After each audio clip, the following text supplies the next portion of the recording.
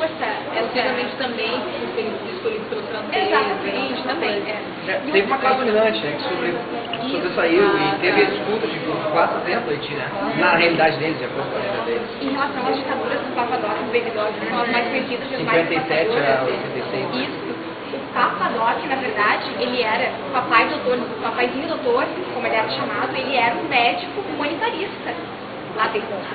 Então ele tinha ele era visto dentro do Haiti mais ou menos como o pai dos pobres, ou a mãe dos pobres, como é visto na Argentina. Ele era visto como aquele que ia cuidar das pessoas.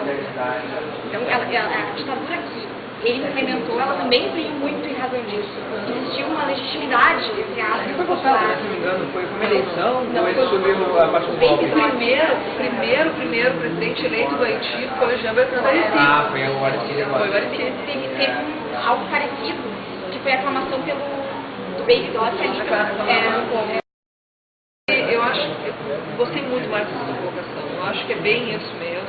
O Haiti foi riscado do mapa para uma construção moderna ocidental. Ele não queria aquilo daquela forma, daquela maneira. Mas era perigoso, né? Imagina se os outros, se serve de exemplo para os outros. Mesmo os independentes que não se viu isso, né? Era um horror, né? Sim, e não que as coisas a partir daí, como a Pamela falou, tenham andado a mil maravilhas lá dentro também. Né? Mas daí a gente penalizá-los por isso são separação das coisas que são importantes fazer. Bom, a primeira coisa que eu queria falar, tentando pontuar um pouco também que a gente está falando aqui, é a catástrofe. A catástrofe do terremoto. A catástrofe do terremoto, me parece que a partir desse momento, a catástrofe, o terremoto, nós temos dois tipos de ação dentro do Haiti. Uma ação é emergencial. Não dá para nós parar e pensar, agora vamos construir um projeto para purificação das águas, e agora para plantação, que vai crescer as árvores frutíferas, quando as pessoas estão soterradas, estão morrendo, etc. Então, um plano é emergencial.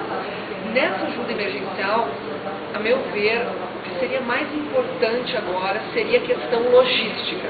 Mas, na questão logística, e aqui eu vou jogar sempre com essa questão dos jogos de interesse que estão lá agora em questão. Na questão logística, tem também o que cada um quer fazer dentro da logística. Eu vou depois falar uma questão dos espaços, mas não é todo mundo que quer entregar a água e não é todo mundo que quer pegar em águas para garantir a segurança. Aliás, muitos querem pegar em águas para garantir a segurança, talvez não tanto queiram entregar a água. Isso não é a todos. Nessa questão da ajuda emergencial, a logística me parece que é o que está gritando, que é o que está mais faltando lá no Haiti agora. Até porque diversas imagens já apareceram na TV, ou pelo menos aquilo que está chegando até nós, é que existe ajuda humanitária lá, existe alimento, existe água, e campos que estão a 2 minutos do aeroporto não estão sendo servidos para essa ajuda. Então parece uma coisa óbvia que é a logística. Para existir logística, precisa de planejamento, precisa de um momento de discussão, e as pessoas precisam se entender e aceitar fazerem alguns papéis também. Então, é uma questão das personalidades que estão lá, dos estados, estarem lá assumirem determinadas tarefas. E não é verdade que todo mundo quer fazer tudo. E existem áreas que são disputadas a tapa. A área securitária, a manutenção da chamada ordem e segurança é uma delas. E não. Muito bem, essa é uma das questões. É necessária a logística e é necessário os estados assumirem responsabilidades em alguns setores.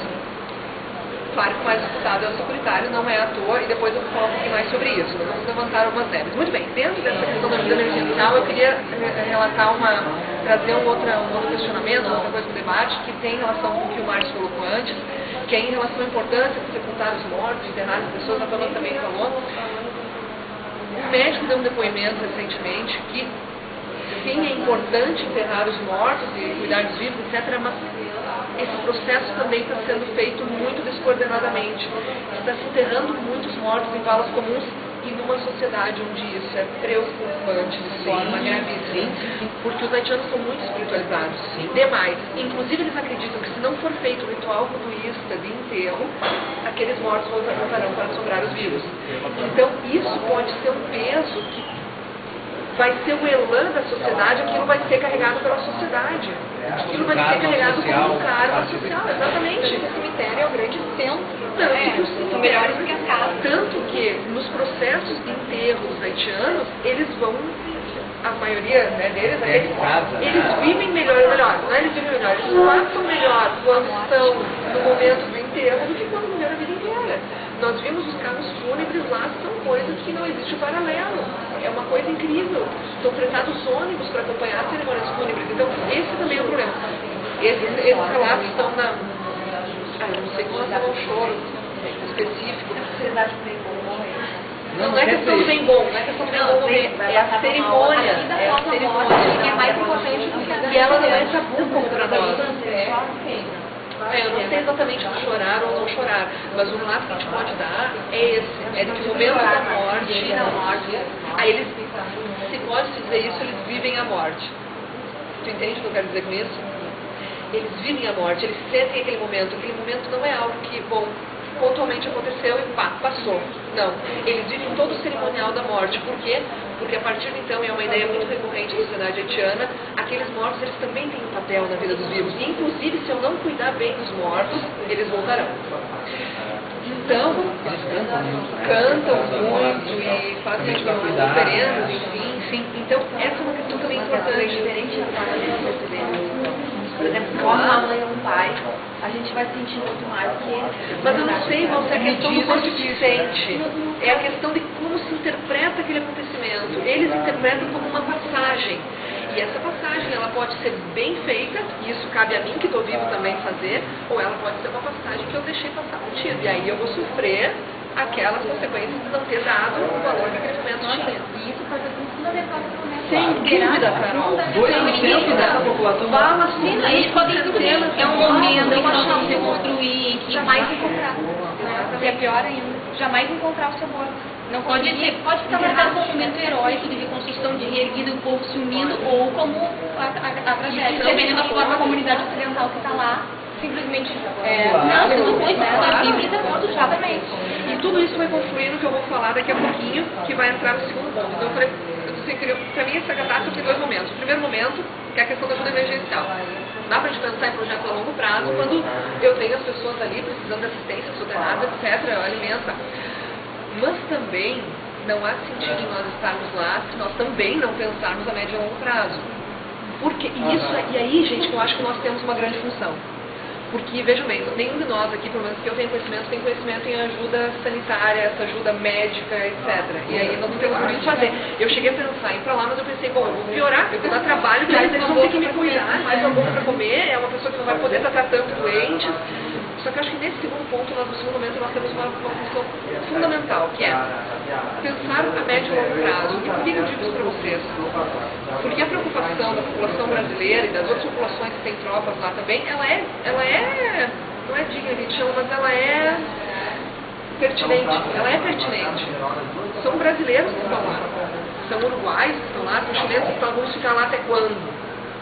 Até o Haiti se tornar o Brasil, ou o Haiti se tornar a Suíça?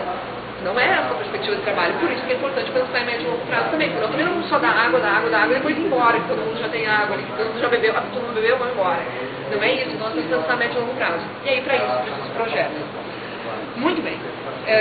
Sem querer entrar nos detalhes de quais os projetos necessários, em quais áreas, etc., eu queria falar uma coisa sobre essa questão dos projetos a médio e longo prazo.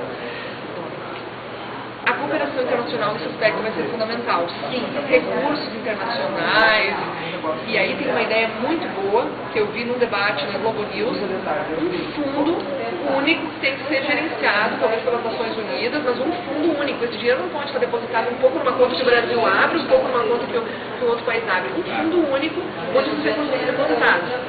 Muito bem, não basta só essa cooperação internacional com esses fundos. Além disso, que é uma coisa que nós conversávamos antes, que eu acho que é uma coisa que ficou muito presente para todos nós que debatemos, como haitianos também, nós tivemos essa oportunidade, é da necessidade do haitiano ser ouvido.